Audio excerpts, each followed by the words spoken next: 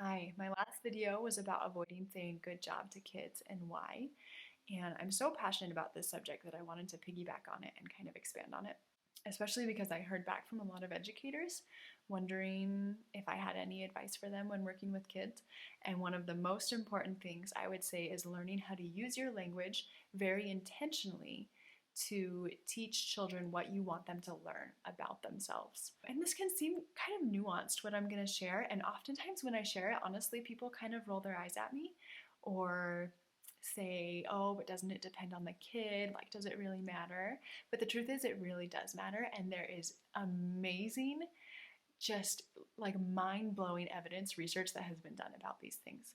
So I'm going to share it, take it for what you will, but just know that there is evidence behind what I'm sharing. It's not just my opinion. Working with kids and praise and what we praise. What I really believe in is being very intentional about what we praise in our kids, like I talked about in my last video. So when they're showing you something or doing something, using that mirror talk where you're just kind of reflecting what they're doing instead of offering praise about whether it's good or bad. You can expand that to all different kinds of things. And I like to think of this as allowing your child to be a work in progress rather than a finished product. When I talk to my kids, I'm going to avoid acting like they are a finished product. Like I know what they are and what they have become. What this kind of language sounds like, if I'm treating my kid like a finished product, is saying, you are so smart. You are so good at this. You're a good soccer player. You're a good artist.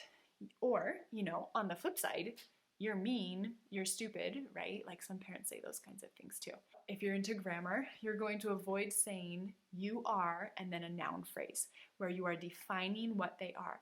Because the problem is, let's say this is the one that has the most research behind it.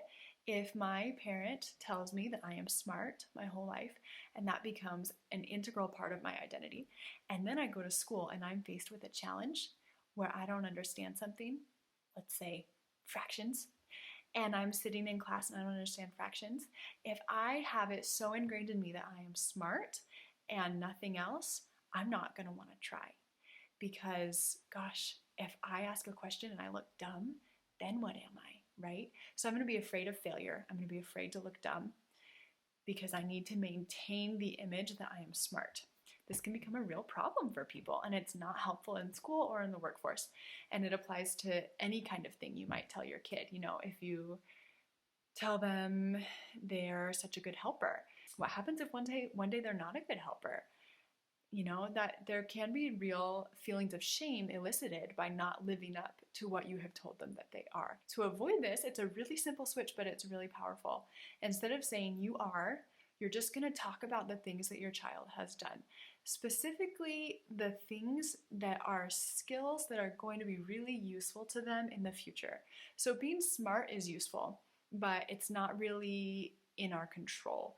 But I want to praise the skills my child is using that are within his or her control that are going to be really useful, because that builds a growth mindset. That builds a feeling of empowerment that he is in control of his success. What does this mean? Sometimes I really do think my kid is super smart and he does something that I'm like, man, but instead of saying, wow, you're so smart, I'm going to say, wow, you really paid attention when I taught that to you.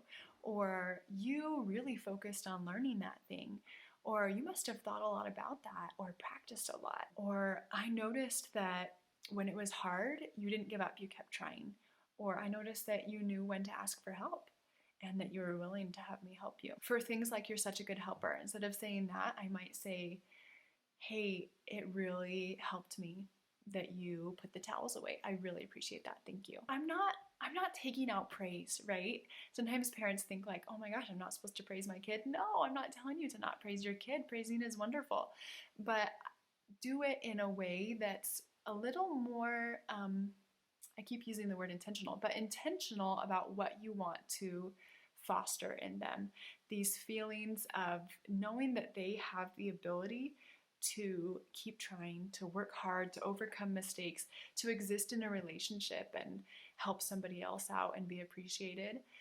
All things that help them feel like they are a work in progress and that that's okay. It's a very nuanced change and it's simple to make, but it really makes a huge difference.